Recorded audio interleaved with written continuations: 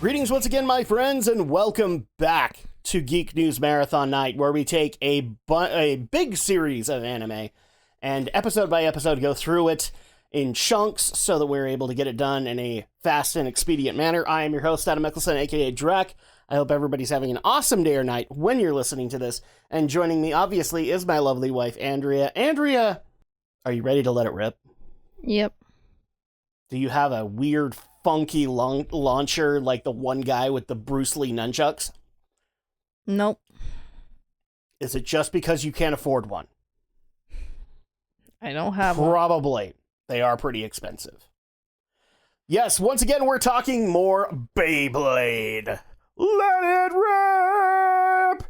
And today we're taking on the third batch of episodes.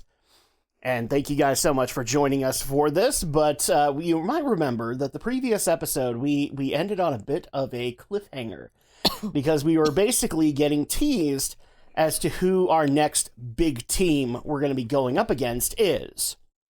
Because we met with Takao, because I completely forgot him. I think I called him like Bruce Lee guy, or something like that. But he was Bruce Lee guy, right?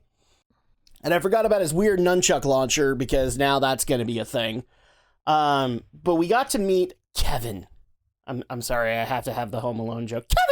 Kevin! At least for a little bit. We got to meet Kevin, who apparently has joined the White Tigers. And so we have that air of mystery around him, but you also got kind of the tease that we might be meeting the rest of his teammates, and that Ray knows quite a bit about them. So with that, we go into episode 9, Showdown in Hong Kong. So Takao has lost, and he's just kind of... Do they show him slinking off in this episode? I don't think they do. I think we all just kind of forget that Takao is a thing, and eventually he comes back up in the episode, but we didn't see him, like, slink off. Instead, it's kind of the Blade Breakers having a stare down with Kevin! Editor Drac, every time I say it that way, you have to do Home Alone Kevin.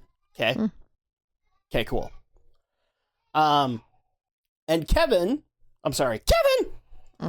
has basically come to see the competition and also to mouth off to Ray a little bit. And in fact, he tries to challenge Ray to a little bit of a one-on-one contest, to which Ray didn't disagree. He was okay with it. But Tyson takes his place instead, because Tyson loves a challenge. I don't think he had any other reason for doing it. No, he did. He insulted Ray. Mm-hmm. That was his reason. Because nobody insults Tyson's friends. So we have a little bit of a showdown with Kevin and Tyson. And so before we get into the battle itself, I do want to talk about the slinking off moment, because it ties in a little bit later. Takao did slink off and tried to make sure that none of us remembered that he was a thing. But it just so happens that he runs into a big guy in green overalls. Is it safe to say that's his outfit? Which one? He ran into the big one. Oh, yeah. Would it be safe to say those are overalls? I guess so. I mean, I can't think of any. The Asian equivalent. He runs into him, who then gets the attention of the others, and spoiler, it is the White Tigers themselves. So, kind of piques their interest, and he kind of lets loose that Kevin is off challenging the newcomers. And so they kind of make their way over to where Kevin is. Kevin! Oh my gosh. I'm gonna do it as many times as I can. You missed one. I don't get to do it after this, okay? Mm-hmm. I'm not doing all of them. Okay. But then we get into the clash between Kevin and Tyson, and we get to see Kevin's Bit Beast, which I can't remember what it was called. Shit, what was it called? So Tyson goes up against Kevin's Bit Beast Gallman. This is why we didn't remember it. It's kind of a forgettable name. But this one is the sign of the monkey. Or baboon. Kind of is a baboon. Or like Monkey King. Just make it up. No, it's the monkey. It's called Gallman. But this one has a unique concept that we haven't seen from Beyblades yet. It makes itself do a visual illusion as if it's multiplying. But the illusions don't like go out and do a bunch of their own things. It's just 5 different illusions that are all kind of grouped together. And that's part of what Kevin's Beyblade is all about, is like basically monkey tactics, where use your opponent's force to be able to knock them down. And long story short, Tyson sees his way through it. Round 1 does go to Kevin, but then round 2 surprisingly goes to Tyson. And this actually floors Kevin, because he didn't think that a novice could take him on. And this is where their duel, for lack of a better term, is cut off, because this is where we get to meet the White Tigers. Specifically, we get to meet Mariah. We get to meet Gary or Gao. I actually like Gao a little bit better. That's a more appropriate tiger-like name. And I can't remember what the tall guy's name was, but he's kind of a afterthought. He's basically the muscle of the White Tigers, if you look at it that way. He makes sure that nobody bugs Mariah or Gao. But I don't think we learn his name till later. And so at that point, we get to have an introduction, and we also have an interesting new thing happening with Kevin, where he starts calling Ray a traitor. A traitor to the White Tigers. And we don't know what that means. And even Mariah, who is friends with Ray, and we can kind of tell that, she even kind of gets thrown back with the traitor accusation. Gary doesn't really react. And so we can kind of tell, because of him being all calm, cool, and collected, he probably is the leader of the White Tigers. Safe to say. Mm-hmm. So at that point, we have our introduction. It's an icy one. And they kind of chastise Kevin for trying to take them on and trying to show off when the White Tigers have honor, kind of thing. And they basically walk off. And this kind of starts a little bit of a kernel of information where we start to investigate, okay, why is Ray a traitor to the White Tigers? Because obviously he's a member of the Blade Breakers now, but it sounds like he didn't leave on the best of terms. What did you think when you first heard that? He just wanted to go and... No. Not with the information you know now. When you first encountered it, what was your take on that? Like, did you see Ray being a traitor, or did you maybe think something else was brewing there? I think he just wanted to go off and do his own thing. They just didn't accept it.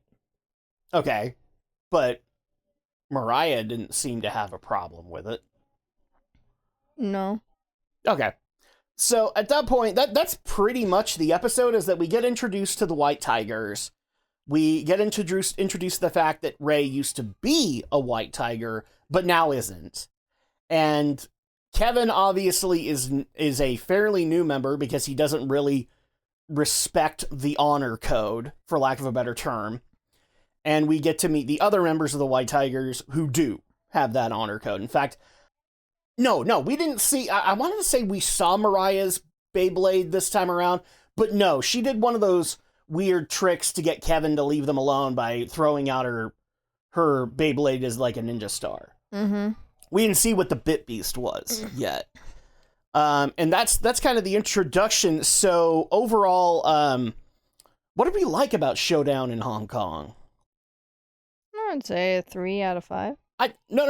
What did we like about it? We're going positives and negatives before we go into that. I actually do like the introduction of the White Tigers. We actually got to meet them, even though like they are littered throughout the intro. But we got to meet Gary, we got to meet Mariah, we got to meet other dude, but I don't think we know his name yet. We do. Was it said in that episode? I think they mentioned it. Do we remember what it was? It was Lee. Lee. He has the one that actually sounds like an Asian name. Jeez, he was named Lee and you couldn't name the other kid Gao, really? So at that point, yeah, I like the introduction of the White Tigers and the fact that they are supposed to be basically what Kai was supposed to be in Japan, but they kind of make him out to be like, he isn't honorable, he's part of a gang that's oppressing other Beybladers, and in this case, that's not what they do here. They basically have that Iron Fist concept, but they're not abusing their power. In fact, they're trying to be respectful to their opponents. Except for Kevin, who doesn't respect that. So, did this episode do anything wrong in our eyes? Not that I'm aware of. Maybe it abused a cow, but they needed to introduce the White Tigers somehow. I'll also say as a plus was seeing a unique Beyblade style. So, like, we mentioned this when we saw Drasil for the first time. We saw a defensive-based Beyblade. And you could almost make the argument that this time around it was more of an evasion tank kind of Beyblade, where he basically let Tyson wear himself out and then went in for the kill. Mm-hmm. So I did like that. It kind of goes in with the theme of the monkey and all of that. So I thought that was a good idea. Overall, out of 5, what would we give Showdown in Hong Kong? I'll give it a 3. Yeah, I'd probably go a little bit more into 3.5, but I think 3's fine. It does what it needs to do to establish the new rivals in the upcoming Asian tournament. So let's go ahead and go into episode 10, which was Battle in the Sky. And now that we have the BBA, the Beyblade Association, Asian tournament underway, we actually, first of all, get to see the new high tower in China, which, wow, I kind of wish we had more sports arenas like this, where it's all built on like this tiny Washington Monument-sized stalactite, and then we have a bunch of little arenas built in between it. Mm-hmm. So that's kind of cool, like a Tower of Ascension. And we get to have the first round where the Blade Breakers are put up against the, what were they called? The Tall Boys. That's literally their name, boys and girls. Can you think of a more cannon fodder name? Because they're not supposed to last long. Whereas Tyson really wanted the White Tigers in the first round. Instead, they got to the other end of the bracket. They basically are the champions, and so at that point, they get to have some cannon fodder. And this is going to sound like a lot of stuff happened, but really it was just a very quick episode. So, round 1 is Max and Drasil up against Andre, whose Beyblade wields the power of the yak, even though we technically never saw a bit beast from him. Okay. Yeah, no, he is the power of the yak. Were you trying to figure that out? No, I was thinking for some reason I thought maybe it was Ray that was first. Oh no, yeah, my bad. It wasn't Max. It was Ray, who was up against Andre with the power of the yak. Now the gimmick here was Andre didn't have a bit beast, but the way that his Beyblade was built is that it was basically a ginormous tower. So it was reinforced and even had a little bit of a spike factor to its tower-like build. So as soon as the Beyblade battle got into full swing, we started to see the tower kind of coming out, and it was becoming a lot harder for Drigger to take it down. And ultimately, Drigger had to take it by surprise and hit it from the side in order to ultimately take down Andre. Just really quick, what did we think about this fight? It was cool to be able to see Drigger in action after this meeting. Oh, yeah. But it was kind of an aggressive way to take him on. So the second match is going to be Max, up against Waylon? Yes, Waylon. And this is, again, not a Beyblade that has a Bit Beast. Instead, Waylon harnesses the power of heat. Which is very weird indeed. We'll get into that in a minute. But Max is going up against Waylon, and they get off to a very defensive stance, to which Waylon then decides to, quote, heat up. Turn up the heat. Or turn up the heat. And apparently, his top generates so much heat that in an arena full of thousands of people, they are all dying of heat, of extreme heat. Press X to doubt, people. I have every problem with this. Press X to doubt. Including Max, who is apparently dying because he's very close to it. And so he, with all of his strength, summons up Drasil to take out Waylon after his heat has worn off, or his heat attack has worn off, and eliminates Waylon. But for a majority of Max's bout, we get nothing but shots of the audience all dying from 100-degree weather from the top. Oh my gosh. This child's toy is creating 100-degree weather in this arena. I have so many doubts on that, but okay. That's just unusual. It's dumb, is what it is. And then you thought we were done with the nunchuck launcher? Oh boy, my friends. You obviously have not met Tawny, who Tyson takes on, and his Beyblade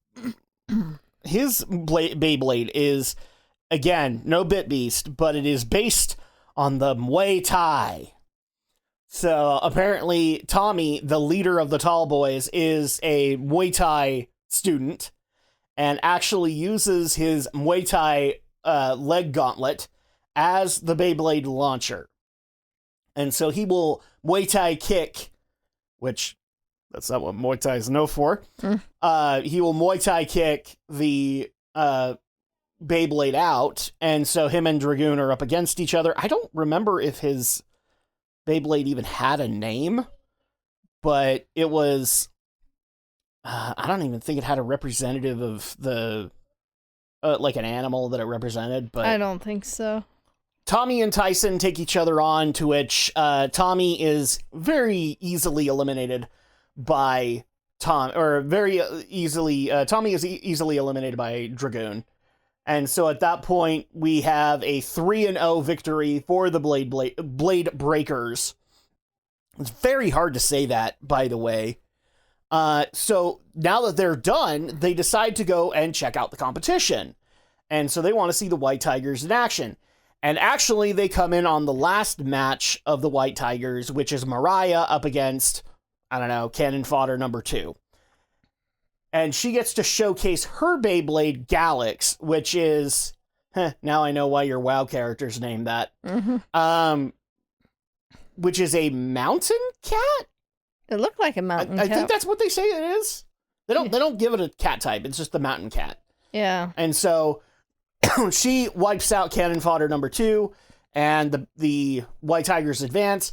But we really aren't able to learn too much. Maybe Kyle and or Kenny and...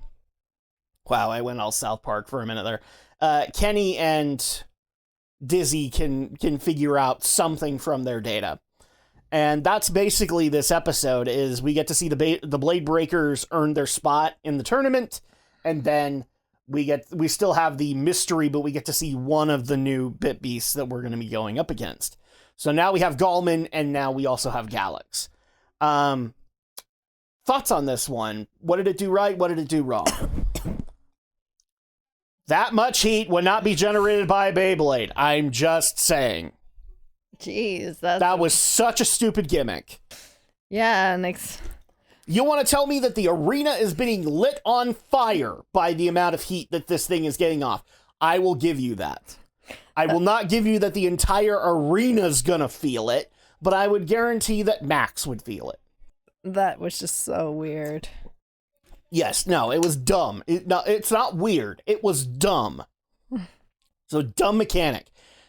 I will at least give credit to Waylon and Ray, because Drigger having to basically outmaneuver the powerhouse makes sense. Oh, yeah. I will give some credit to Tommy and Tyson, because it was basically power versus power, so Tyson got to show off Dragoon in this environment. That's fine. I don't have a problem with that. Waylon and Max was so stupid. And we also got to see a little bit of power from Mariah, so now we know why she's a powerful Beyblader. Because she also has a Bit Beast. Which, by the way, missed opportunity. Because you'd think that all of them, if they were called the White Tigers, they would all have cat-based Beyblades. How did Kevin get a spot? Because he has a monkey-themed one. I don't get it. But okay. Out of 5, what would we give Battle in the Sky? 3.5. Yeah, 3.5. I can't give it a 4 because Waylon, but for a first round, it's okay. So then we can go into episode 11, which is Bye Bye Bit Beast. So this is all taking place the night after the first round, where I guess they all get to stay at this arena. So Kenny and Dizzy are going over the Mariah data, as well as optimizing Tyson's Beyblade, which does bring an interesting question. Does Kenny optimize all of their Beyblades? Or is he just the pit crew for Tyson? I wouldn't see why, he wouldn't help out the others if needed. I would say there's an open invitation. I don't see Kai taking it. Mm-hmm. Ray, maybe. I'm going to say no. Mainly because of what we learn later. But I don't think Ray would take it. Maybe Max would. Mm-hmm. Because Max would want to optimize. But mostly, so far, we're just seeing Kenny and Tyson. Mm-hmm. So Kenny is going over the data. He decides he's going to go and make some tea while they compile all of the data.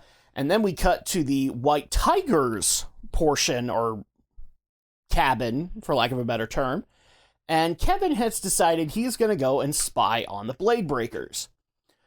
To which Mariah catches him and tries to stop him, but ultimately fails. And all we get from Mariah is that she now has a very bad feeling about what's going to happen tonight. So Kevin tries to steal the data from Dizzy, actually does get a data disk while Kenny is making some tea. And so at that point, Kevin gets caught, and Kenny immediately tries to wake people up. But it turns out that Ray was already up anyway and catches Kevin. And it just so happens that they are standing right next to a stone Beyblade stadium. Gee, I wonder what's about to happen.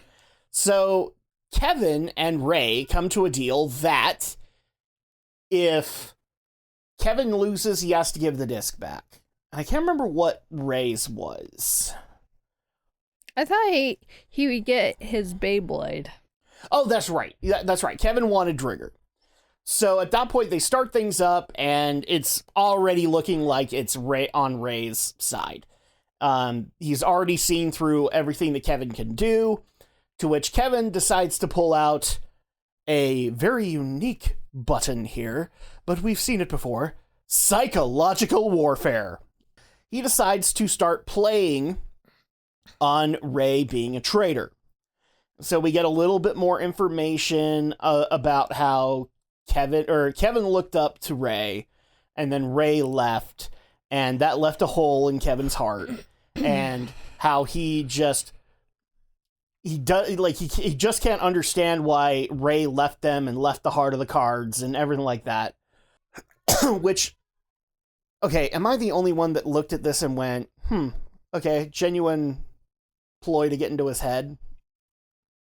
It wasn't like genuine emotion, it was just a ploy to get into his head. That's what it seemed like. Okay, so you weren't buying the routine either. No.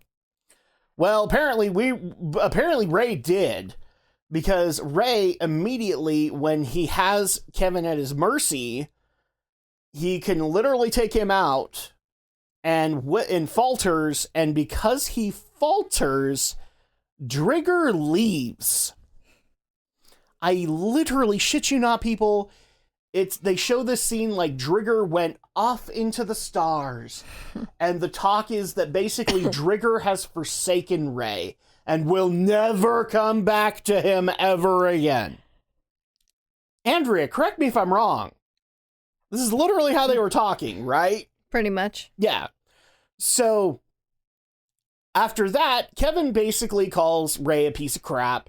Can't believe that he fell for his shtick, and has lost all respect for Ray.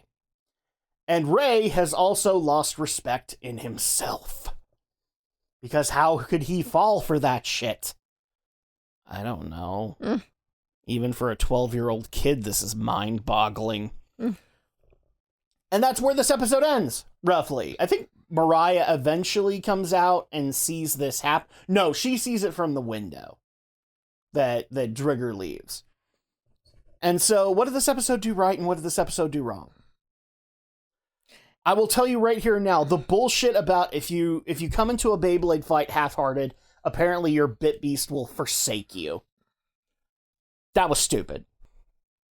Yeah, I get it, kid show, but even for a kid show, that's stupid. And it just seems weird. That's not a...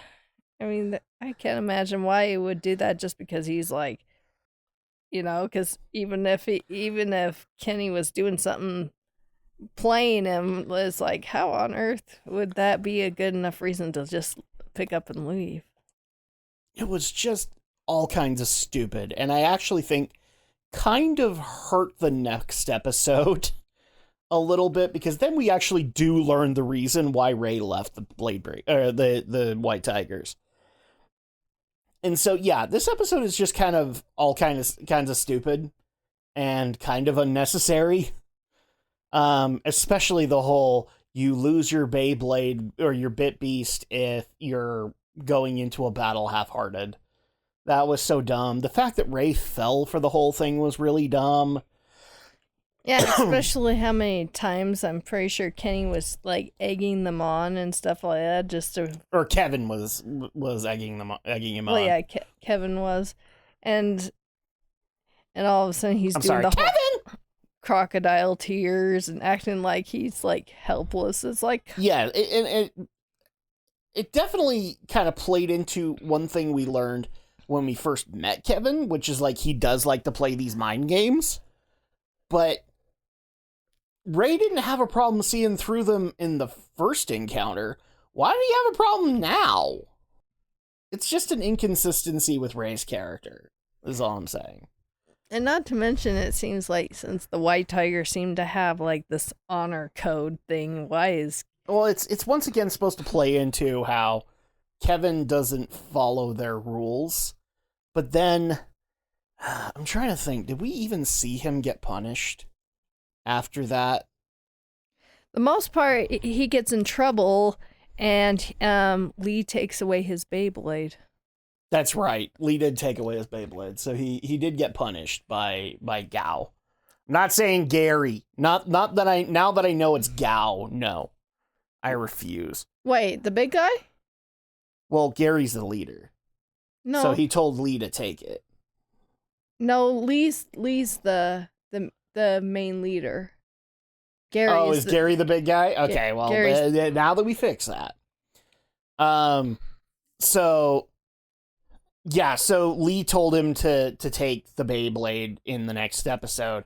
So we do get to see him punished because he's not following the rules, but it's just more of an emphasis of he's not with the honor code kind of thing. Out of 5, what would we give this one? What would we give Bye Bye Bit Beast? Probably 2.5. I go 1.5. I thought it was very weak. I thought it was very weak plot in order to be able to get to the next episode, which is where we actually get a lot of this stuff explained. And it just seems weird that Kevin would just, go out of his way to go and trash a Beyblade for that. Or that Lee would let him. Like, why wasn't Gary just, like, right at the door going, no, like, it would actually been interesting to be like, well, you've done this before, so no. No, we're supposed to be honorable, but they didn't do that. Well, yeah, and why Mariah allowed him? They have this weird deal where they're trying to show her as a strong woman, but at the same time, they're also trying to show her as nurturing and affectionate, and they can't decide which they want to stick with. Well, she's like warning Kevin not to go doing something not in like that. a big way. She's like, you're going to get in trouble again, which obviously is not going to work for him. I actually would have liked to have seen that if she stepped up and said, you do this, and me and Galax, we got to go, kind of thing. But instead, she's basically chicken and nightgown so that they can have her look like a lady in waiting later. So, yeah, 1.5 for me. Then we go into the episode 12, which is the final one for this episode anyway. Adios Blade Breakers. Seriously, that is such a hard title team name to say. Adios Blade Breakers. Yes. So basically, in the aftermath of what happened in Bye Bye Bit Beast, first of all, as we pointed out, Lee does punish Kevin by taking away Gallman. So at that point, he's not happy about it, but they're basically trying to get Gallman to fall in line. Mariah, I almost said Galax. Mariah is not cool with how things have sat, and she actually, I think, kind of disobeys Lee and goes to look for Ray, who, after the debacle with the Bit Beast, has disappeared. And nobody knows where he went. And I want to say that Tyson and Max go to look for him, but Kai doesn't. Kai's like, he'll be back. You know, like, when we're ready, he'll be back. And Kenny, I think, just goes back to work, doesn't he? Pretty much. Yeah. It's mostly Tyson and Max go looking for him. And so we cut to, or actually, no, and then we also get to see Mr. Dickinson, thank you. And they ask if he knows where Ray went, and basically he told Mr. Dickinson that he was leaving, and nobody should follow him, roughly. But he had to go get himself stronger so that he could prove himself a better team member. Because apparently without his Bit Beast, he's like way lower in strength now. And even Mr. Dickinson is like, he'll be back. This won't be a problem. We then cut to Ray, and Ray is out in the mountains training. Typical anime montage. What? It is. Mm-hmm. He's training his Beyblade against a mountain, and that's where Mariah comes across Ray. And they then get into a discussion about why Ray left the White Tigers. And then we get to learn the reason, which is still kind of dumb. So he apparently was the best Beyblader in his town. And then eventually found out that his Beyblade, Drigger, was actually some legendary monster that helped the army that founded the town. And he just so happened to be a family member of the previous wielder of Drigger. And so at that point, when he found out that his Beyblade was this legendary thing, he decided to leave his town, and thus the White Tigers, and go in search of honorable and worthwhile opponents. Basically, he be Goku. He went to go fight strong guys. And so Mariah then offers to him, because they were all such good friends, to rejoin the White Tigers, which Ray does remember all the good times and all of the heart of the cards friendship moments.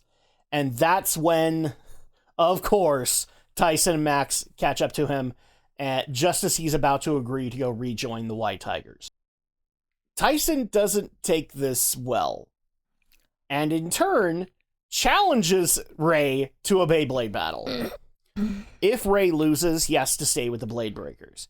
If he wins, he gets to choose.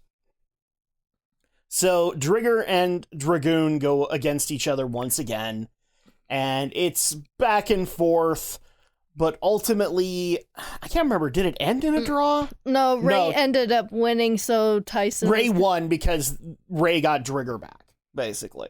Well, I don't think he officially gets the Bit Beast back, but he realized that he can win without a Bit Beast. Well, no, he found his resolve again. Yeah. Which I'm guaranteeing you later on is going to showcase Trigger. Yeah, but I don't think his Bit Beast returned just yet. Again, I have a feeling later on, because he's found his resolve again, that Trigger's going to show back up. Eventually, yeah. So, Ray eventually wins and chooses to stay with the Blade Breakers because he does realize that they have been challenging him and that they have been pushing him to continue to better himself. And so he basically looks at Mariah and says, thanks, but no thanks. I'm going to stay with the Blade Breakers, which upsets Mariah, but it's not like she gets vengeful. She actually is pretty understanding from it. And that's where the episode ends, is that basically Ray is once again a member of the Blade Breakers, and that when they actually do meet the White Tigers, it will be an honorable fight, etc. So what did this episode do right? What did it do wrong? My only gripe with it is Ray's backstory.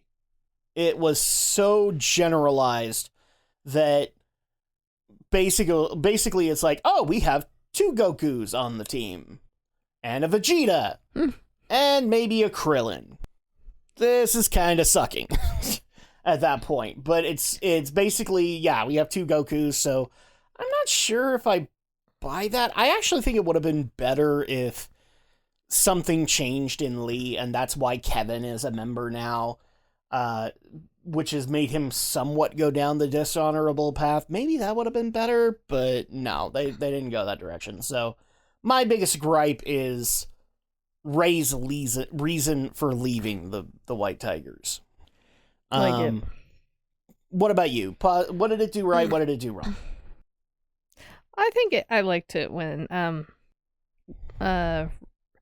Ray kind of it kind of brought him back to the reason why he loves Beyblading. Mm-hmm. And he kind of used the Bit Beast thinking it to make him more powerful when he was really strong to begin with, really. Yeah, he found his definitely relying too much on Trigger. And so now he has to find himself. And then he when he lost it, he felt like, that was his only chance of, Yeah, he was now officially worthless. Which, again, we all knew was probably bullshit. Even Kai and Mr. Dickinson kind of knew that was kind of bullshit. But, yep, that's where they went. Out of 5, what would we give Adios Blade Breaker? 3. 3.